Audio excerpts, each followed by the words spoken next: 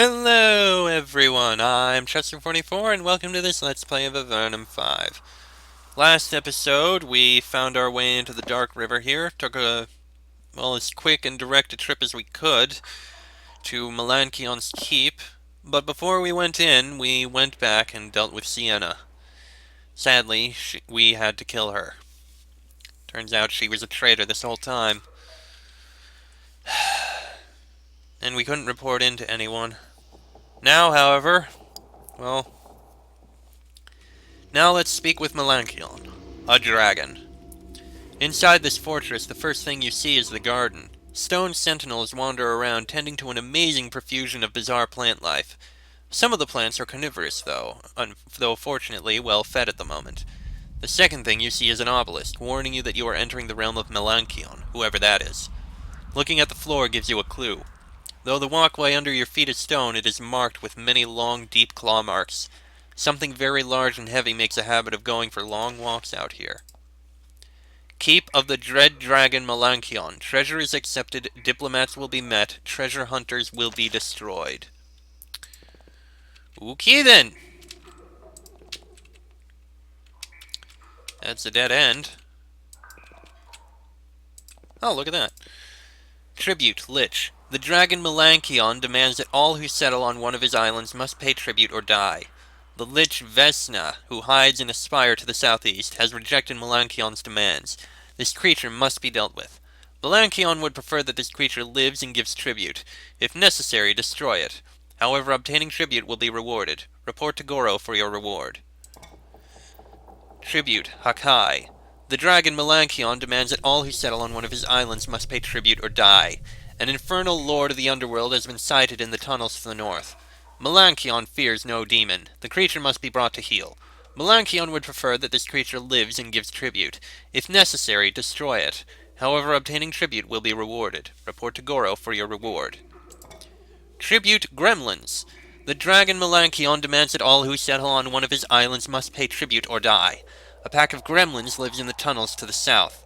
These beasts of chaos can be tolerated, but only if they give something to make up for their oddness. Melanchion would prefer that these creatures live and give tribute. If necessary, destroy them. However, obtaining tribute will be rewarded. Report to Goro for your reward. Tribute, Eye-Beast. The dragon Melanchion demands that all who settle on one of his islands must pay tribute or die. An eye-beast lives in caves to the northeast. It is called Thalon. This creature's insolence must be punished. It pays or it dies. Melanchion would prefer that this creature lives and gives tribute. If necessary, destroy it. However, obtaining tribute will be rewarded. Report to Goro for your reward. So, it basically wants tribute for various things. Okay then. Now, who are you? You have a lot of creatures in here. You are Goro. This room is for the holding and training of huge wild beasts. They are cared for and broken by a large ogre. She stalks around the room, whip in hand, ready to punish the creatures for the slightest resistance to her will. She is intelligent for an ogre. When you greet her, she doesn't attack. A visitor! Melanchion allows visitors. Welcome to the Beast Place. Here I break defenders for the Master. I am Goro, Beast Keeper. Goro helps to defend the great dragon. He trusts me with things. How do you help the dragon? Melanchion is mighty dragon. He works and learns magic to make a great land where monsters like me can live without being scared of humans and Nephil and Slips. That was quite a mouthful for an ogre. I watch the guard monsters and the plants, and I deal with outsiders when he can't. You deal with outsiders? Like me? Melanchion makes job board outside lair. Visitors can read things and do things for the dragon. When done, they come to me for pay. I can't read the notes, but I can give the rewards. Do many creatures help the dragon? Melanchion is great and wise. He doesn't fight creatures. He lets them stay around him and keep him safe and takes their pay for his protection. The dragon is mighty, but Goro thinks he is not afraid enough of the humans. Why do you say that? Goro says nothing. Goro is just dumb ogre. Sure. Goro watches the wild beasts in the dome, looking for signs of fresh resistance. You note the wild assortment of burns and scars that cover her. For ogres, such things are badges of honor. You train creatures for him? Goro helps him control beasts. They live and fight for us and don't get killed by people. Melanchion is wise and uses all creatures to help keep all creatures safe. Can you really train these creatures? Like scuttlers? Goro is an ogre. Goro knows how to handle these things. And how is that? Goro hits, and hits, and hits, and hits. Its will breaks or it dies. If it dies, it is not a loss. It was just a dumb beast. But if it breaks, we have something we feed and dies for us. Well, that's one way you can train things, I suppose. Probably not the best, but it's one way. Do you need any help? Gora looks around to make sure nobody is listening. Then she leans close to you and tries to whisper. Her whisper is still very loud. Melanchion lets Goro get ogres and such to help her tame monsters. But ogres not tame. They are mad and fight me and don't take orders. You are Empire. You like beating things. I open gate upstairs. You beat ogres. Don't kill, just beat. Then they obey. You deal with beasts. I'm looking for something called the Black Horror. Goro shudders. Ooh, we ogres tell the tale of that ancient horrible creature. When our best warriors want to die stupidly proving they are strong, they take a trip to the arena. They never come back. The horror is old, and in an old arena, that way. She points to the northwest. Calling it is an old ogre secret. How should I call it? What, you think I would say ancient old ogre secret? Well, why not? There is a gong there. Strike it soft 3 times and hard 1 time. Then the horror comes to kill you. Well, at least we know yeah. So there's that. Surprisingly, we can take that. Minor reward chambers. Northern rooms, wands. Southern rooms, fluids. Okay, we can't go in there. Okay. Well, at least now we know how to get it. We'll take care of the ogres later. We need to explore around this place first. See what we can find and do. Huh. This is interesting.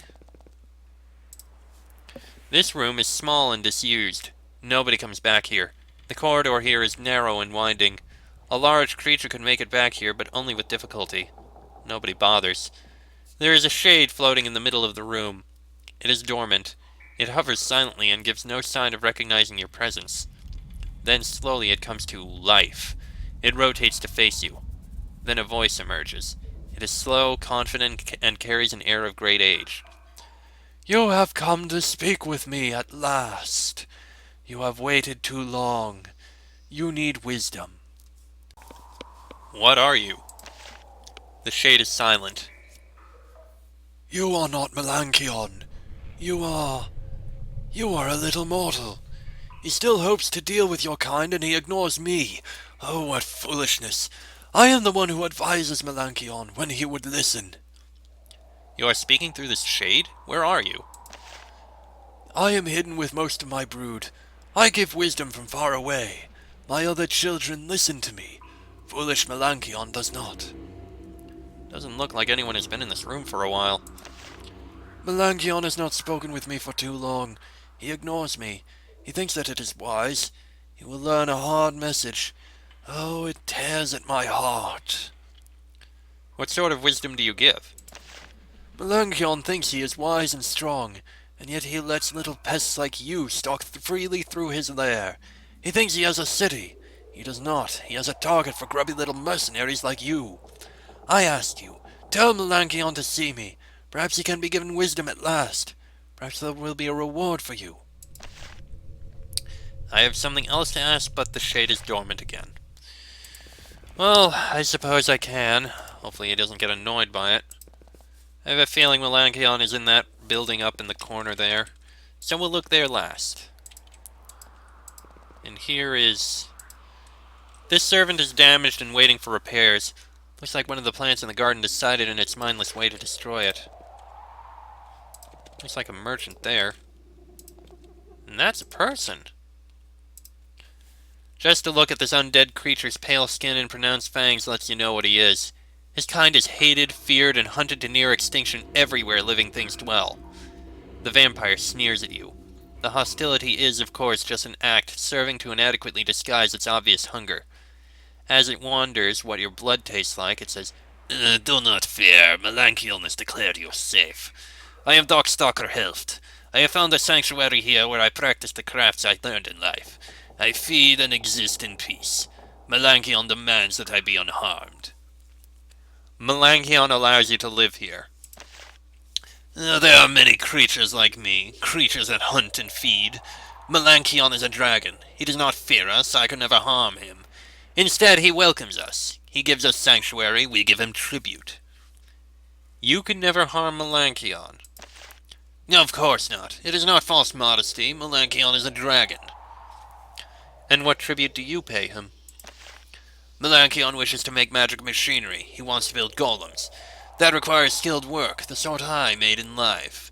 The sort I am learning how to make again. So you are his servant. Mind your tongue, bloodbag. Melanchion will forgive your destruction if he finds that you are taunting me. Very well. Darkstalker Helft pretends to busy himself by poking at projects he is working on, but you aren't fooled. You occasionally catch him casting a covetous glance at your neck. And what do you eat? Darkstalker Helft's lip curls in disgust. I am provided with fresh blood. Sometimes I am given a special gift. The rest of the time, my food is foul. Whose blood do you eat? Lizards. Special treat? Melanchion has promised a gift for me, a human prisoner. Soon I will feed properly. Oh dear. I'd like to know more about your crafts. Of course. In life, my ability to work magical items was unmatched. In death, I still retain much of my skill. Show me your supplies and I will tell you what I can make. What sort of things do you work with? Fine steel and leather, focusing crystal, demon's bile, tincture of mandrake, the stalks of the eye beast. Those are my primary materials. And what can you make with this? The vampire examines your goods and tells you what he can make with them. Each item I make for you will also require 500 coins. My time is eternal, but you must still pay for it. A protective ring, a fine bow, a fine pair of gauntlets, a pair of vambraces, a wand, and a rod. Well, I don't need the wand and rod. The other 4 things... We only have 1 eye stalk, I think. The vambraces and ring... I'm gonna save and then see what we can get. Alright, let's see. What can we get from you? The protective ring, the fine bow, the pair of vambraces. Let's see. Blessed armor band. Useless. Heart striker bow. Possibly useful. Blasted vambrace. Blasted vambraces are very useful. That bonus to strength. But, I mean, it's just strength and resistance. I mean, it's very useful. I think I can give those to him instead of the acid-etched legs. Okay, let me reload again. And now, just so we know what it can be, what are the gauntlets? Putrefied gauntlets. Definitely not. Okay, let me reload again. Alright, of all the things you can make, and this is probably the last place we can go to make anything, make the vambraces. Ooh, we can make 2. But no, I only want 1. And give the vambraces to Thomas. He may not have the anatomy or acid resistance, but it's so much better. Haha, fantastic. The acid-etched legs we can sell. This is a shop like many others in the underworld, made of goods purchased from travelers and items scavenged from the shores of the deadly rivers. The difference is the proprietor. She is an old drake who has decided to grow her hoard with commerce, not conquest.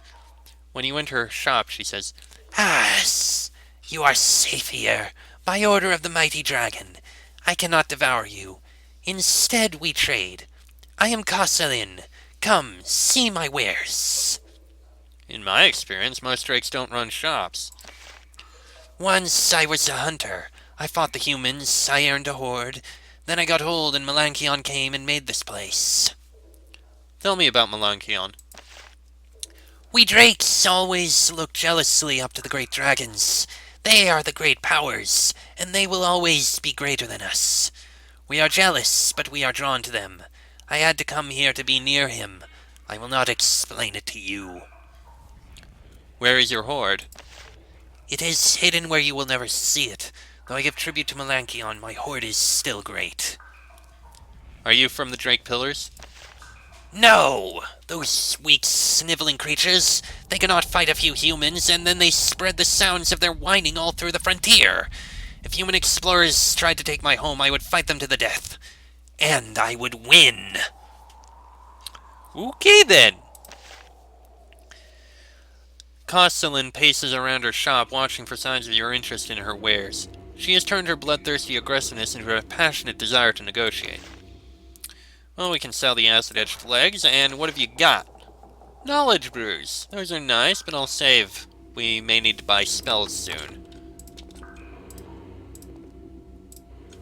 Not that we can take anything from there. Disarm the traps, why not?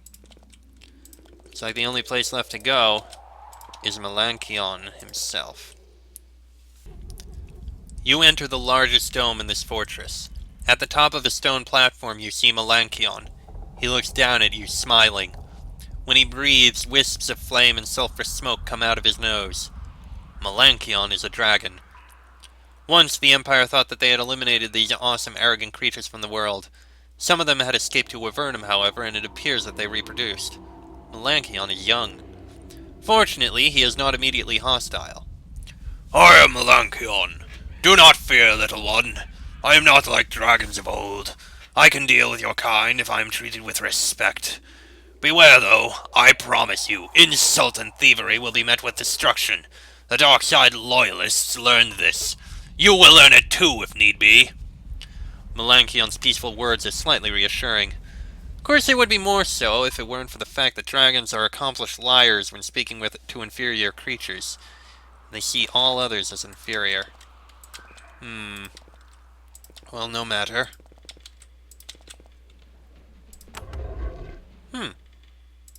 No idea what that did. But I pressed it anyway. Oh. Oh, that's interesting. Huh. Okay, then. Very well, Melanchion. Let us speak. The dragon Melanchion listens to the message from the Venatai. I have respect for the Venatai. They have done much harm to your kind. I will meet them. Although he doesn't want to, he is polite enough to tip you a tiny portion of his hoard. 500 coins is a tiny portion? Huh. When you get close to the dragon, you size each other up. Melanchion is a young dragon. His skin is smooth and bright green. He is only very large, as opposed to completely huge. Though he is small for his kind, he is not weak. The heat radiates off of him in waves. Being near him is filling your armor with sweat. He, in turn, tries to determine your loyalties. You have the symbol and skin tone of the Empire, old enemy of my kind. But the minions of Doricus often wear the same symbol. Your human politics tire me. I shall follow the advice of my mother and remain above them. I am the dragon Melanchion, and these are my lands. Surely you wish to hear the tale of how I came here? I have brought papers of transit. Melanchion waves them away. You are not in Avernum now. These isles are claimed by me. You pass through with my permission, and you can only stay if you offer tribute. Very well. Tell me how you came to be here. We dragons have always been a rare and nearly immortal race. However, the Empire decided that we were too powerful and unpredictable to be tolerated. They hunted us. Only a few survived the onslaught. They hid like so many others did in Avernum. 5 came to Avernum. Only 3 survived the wars to come. One of them then began the revival of our race. Who is that? That was my mother, Athron, progenitor of the new race of dragonkind. Her first clutch of eggs has hatched, grown, and spread to the world. I am one of her sons. She cautioned us all to hide. She has a low opinion of the small races. Each of us has taken her advice to varying extents. Has Athron produced more eggs? Melanchion tilts his head to the side. He suddenly looks nervous. Whether my mother still produces eggs and how she hides them is a private dragon affair. Very well. Athron gives you advice? Oh, yes, she does. Enough advice for 1,000 years. Melanchion makes a surprisingly adolescent eye-rolling motion. Ah, is Melanchion just a rebellious little teenager here who doesn't want to deal with his mother's nagging? That's adorable. So you came here? So you came here. Yes, that's a statement. So you came here. Yes, this is my lair.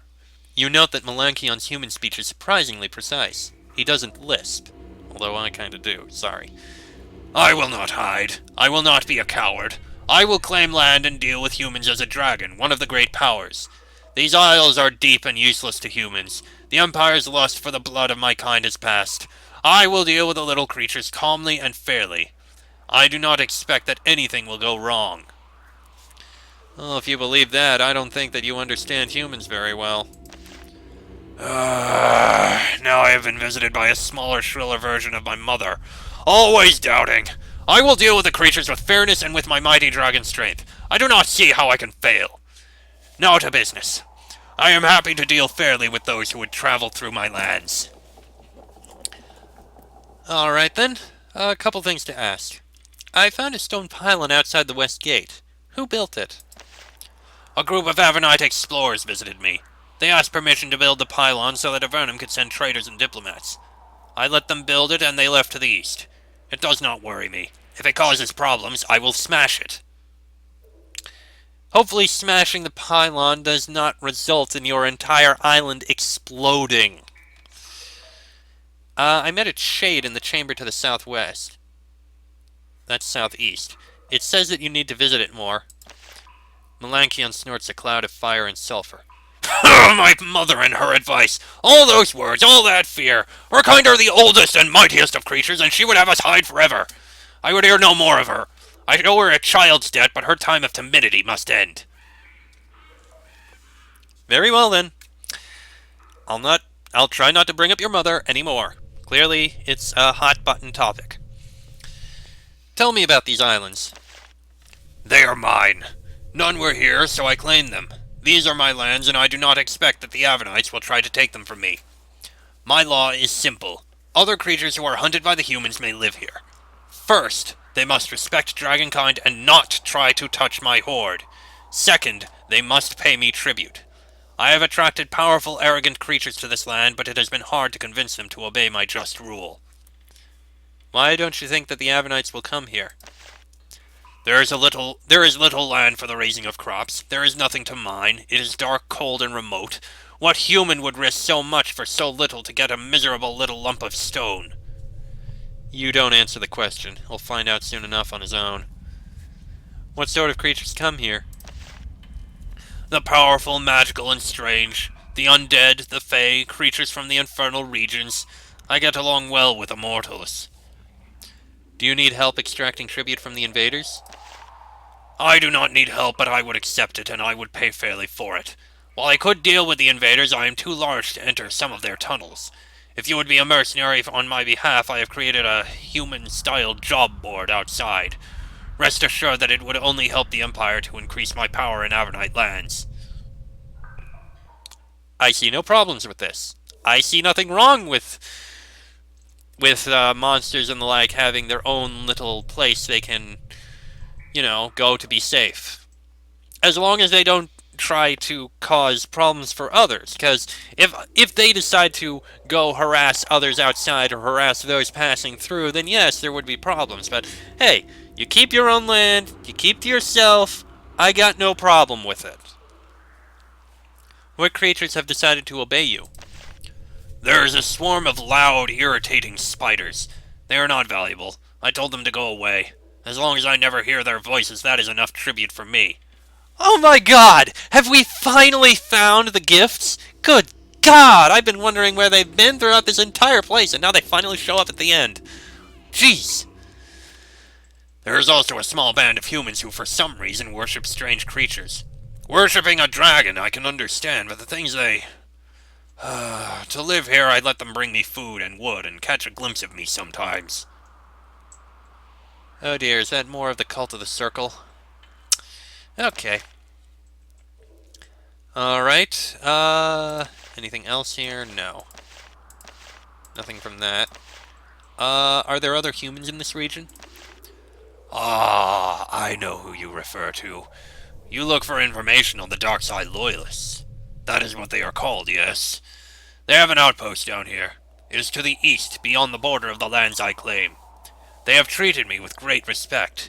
This has calmed me and helped me to believe that my mother's advice was wrong. I am also not troubled by the Venati. Do you ever deal with the Venati? We have exchanged a few messages. I think there will be peace. I do not want their lands, they do not wish to expand into mine. Where did the Venati want to expand? As I understand it, they traditionally live in the lands currently occupied by humans. I shall watch the upcoming war with great interest. Goody.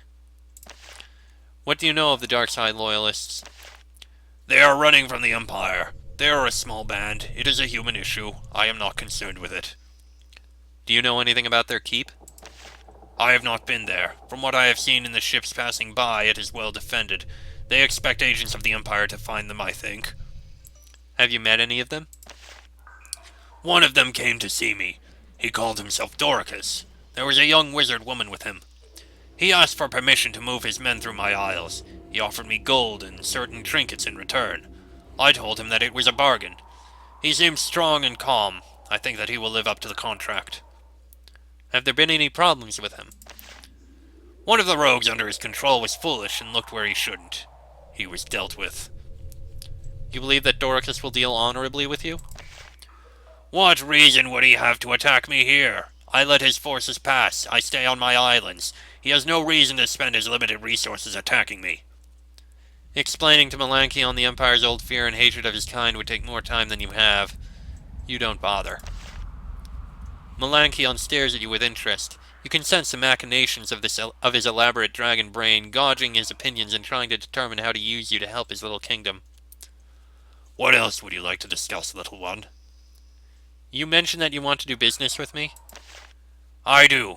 I am still young. There is much knowledge I could use, things that would help me to become as strong as Sulphurus, as wise as Koth. You have traveled through these caves. If you have had the chance to find many unusual treasures, if you have any artifacts of great interest, offer them to me. I will reward you for them. Apparently we don't actually have any in hand. I'm not sure what we could have. I'd have to look that up. Well, that's pretty much the end of Melanchion here. The only other things that there are, well, above ground. Well, upstairs. Including the ogres here, whatever the hell is in here, and that probably leads to his horde. We'll investigate those things in the next episode, because this one's gone on long enough. Till then, I'm Justin44, that is Darren, Thomas, Lena, and Sherry. This has been an Avernum 5 Let's Play, and I shall see you all next time.